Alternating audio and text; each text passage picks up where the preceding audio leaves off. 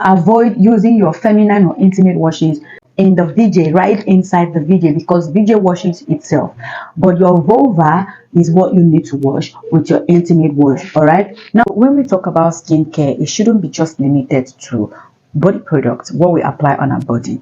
We should also talk about feminine hygiene, feminine wash, intimate washes, and all of that. So in today's video, I'm going to switch it up a little bit by telling you guys feminine washes to actually try out. I know this is not highly advised, okay, but then again, if you know how to use it, you know the tips and trick on how to use it, then you're definitely going to be on your way to having a very fresh smell down there. Okay, so again, like I said, in today's video, I'm going to be listing out feminine washes or intimate washes that you should actually try out. Before we go on ahead to list out the feminine wash you should try out, I'm going to be telling you the do's and don'ts of feminine wash, because yes, there are do's and don'ts. That's why it's almost as if they will tell you don't use it, because most times a lot of people get it like mixed up. So yeah, I'm going to be telling you what feminine washes to actually try out and how best to use this product, or let's just say the do's and don'ts. So the reason why most people complain about yeast infection after using feminine washes is because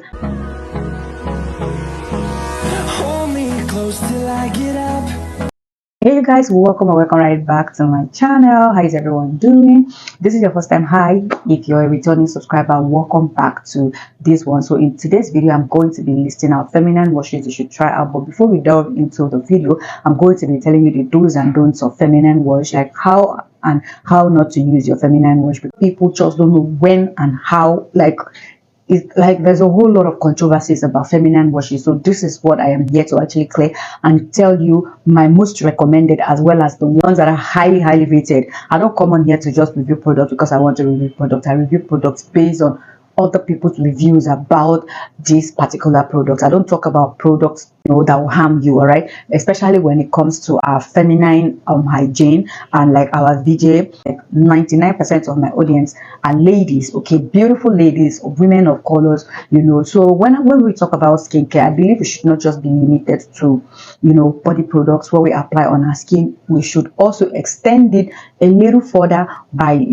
talking to us about how to take care of our VJ, because that is our honeypot, that is our selling point, that is everything that makes us women. So which is why we need to prioritize talking about it and how to actually take care of it. Okay, that being said, the very first thing you need to know when intending to use feminine wash or intimate wash is not using it every day. Okay, you don't need to use your feminine washes every day because it is not necessary. Now in a week you can use it like 4 times weekly. All right, now the basic need of this is just to keep down there very fresh and smelling really clean. Another thing you need to know is when you're intending to use feminine washes, you don't go for the one that are fragrance. Of course, the majority of them that are not fragrance, but I think there was don't use stuff. Basically, you just don't need to use stuff that are fragrance. You don't need to use your body soap that is fragrance. You don't need to use your shower gel that has fragrance. Another thing you need to know, that for me, I feel this is the most important, and this is the major reason why they will tell you not to use feminine wash. This is just the reason why doctors or like people will tell you, oh no, you don't need to use feminine washes and all of that. What you want to avoid when using a feminine wash is not using it on your VJ, like down there, like inside. Now we have let's say this is your VJ, yeah. Now you wash the vulva, avoiding the VJ. The VJ washes itself, all right. The vulva needs attention, which is where the feminine wash comes in. Like the corners of your down there, everywhere around those areas, you need to wash thoroughly with warm water. Yeah, it's okay to actually wash it with warm water and a very soft cotton clothes. Wash it thoroughly, right? But your vagina, the VJ, I don't feel comfortable calling it vagina for some reasons. I don't know why, but I don't just feel comfortable calling it like that. But your VJ washes itself, which is why you need to avoid using your feminine wash in your VJ. Use on the vulva around. I know what I'm talking about. Possibly I'm going to leave an image and explain furthermore, but if not, I'm sure that this would just do. Okay, moving on. So the number one intimate wash I have here that is highly recommended is the Okra Wash Balancing Vulva Cleanser. This is great for your vulva. And the thing is that it has the scented one and the unscented ones. I feel like the scented ones are the ones for our skin and all of that, and it's very great for people with sensitive skin. Then the unscented one is the one you should use down there. Don't use the scented ones on your vulva or in your vulva, or don't use the scented ones down there. You want to make sure to use the unscented one. It's very, very good because it deeply cleans your intimate. Okay, the one I have here on my list is the Sweet Spot Labs Feminine Wash. This one is very nice and the pH balance is well balanced just for that purpose. Because yes, of course, if you're using any feminine wash, ensure to concentrate on the pH level, because there are some that are not really advisable to be used down there. So when going on ahead to use feminine washes, I try as much as you can to make your research and check for the ones that are highly rated and highly recommended. That way you'll be on the safe side. Okay, now the one I tried out myself that I liked back then, like I was still very young when I got to know about feminine wash. Then I think I was just 20 or 19 thereabout. That was I can't remember, but I know I was very, very still young. So the one I tried out was the I've forgotten the name. Okay, possibly I'm going to leave it on the screen, possibly, like I'm not promising, but it was really, really nice. And at some point I started using it on my body. So what I noticed is that it dries out the skin. So now if you're using that down there, if you're going to be using that down there, it's going to keep that place really dry. Our downside is always very somehow the heat and all of that, so you need something that will, you know, dry. It leaves you feeling very, very clean. Like it's very, very, very nice. So yeah, that's the one I have tried. But this particular Sweet Spot Labs feminine wash is very nice. Like I said, the pH balance is very okay for your feminine wash or for your feminine uses. Okay, now the third one on my list is the honey pot sensitive feminine wash. Now most of the feminine washes are for sensitive, because that part is very, very sensitive generally. So even if you have stubborn skin, whatever skin type that you think you are, that part of our body, I mean down there, is always very, very sensitive. So you need something that is meant for sensitive skin. Honey pot is highly recommended. Like this is one feminine wash I know a whole lot of people are gravitating towards, and I can say for a fact that some of them here are really not cheap. But the next one I'm going to be listing is very affordable. It's like, when I say affordable, it's super duper affordable. It's something you can get for as low as 700 to 800 naira, and I'm sure it's going to come as a shocker to you, but yeah, it's very affordable.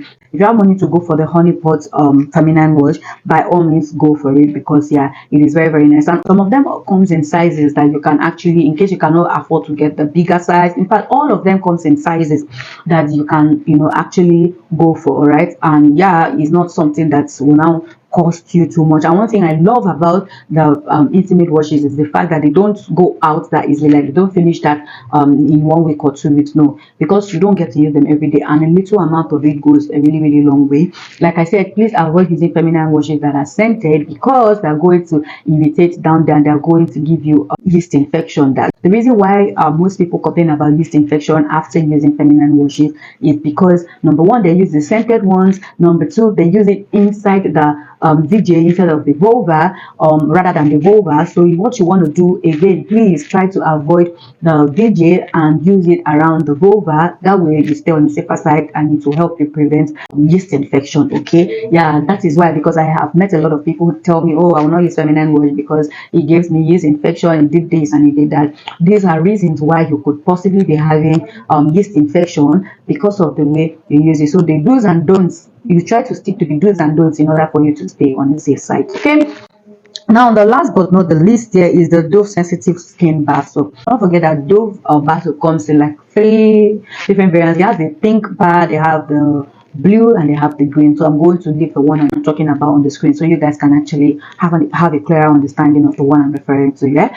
now this one is a sensitive bar, and it does not have, like, it does not have any atom of fragrance, any atom of side effect, or it's never going to irritate your skin in any way.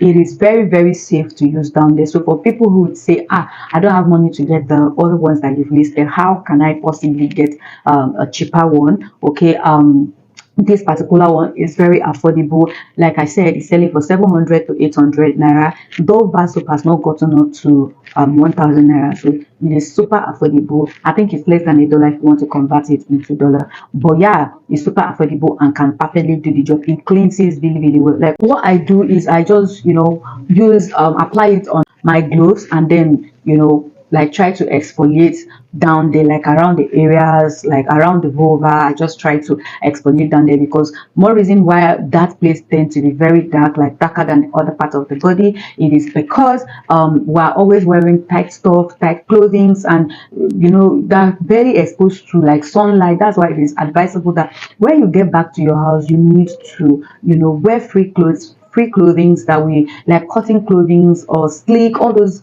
clothings that will allow air penetrate. Me, most times, see, the truth is, if I'm at home, I just walk like that, like the way I was created, because I want air to penetrate, especially for people who has like thicker thighs. So what you need to do is try to let air into your body. Times, like, just try to let air down there, okay? Is try to let air penetrate into your body. That way it prevents it from not just hyperpigmentation, but it leaves that place very, very clean, okay? Because yeah, the reason why we get to have hyperpigmentation or is because there is no air, and then you don't exfoliate. There is nothing wrong in you exfoliating down there, your intimate side. There's nothing wrong. The way you take care of your armpit, the way your armpit tends to be very darker than the other part of the body, try to also take care of that other part like that, because yeah, that is our honey pot. Do not forget. Okay, I hope this video helps you in a way. Yeah, if it did, do not forget to like, share, subscribe to this channel if you haven't done that, and I'll definitely see you guys in my next one. Bye.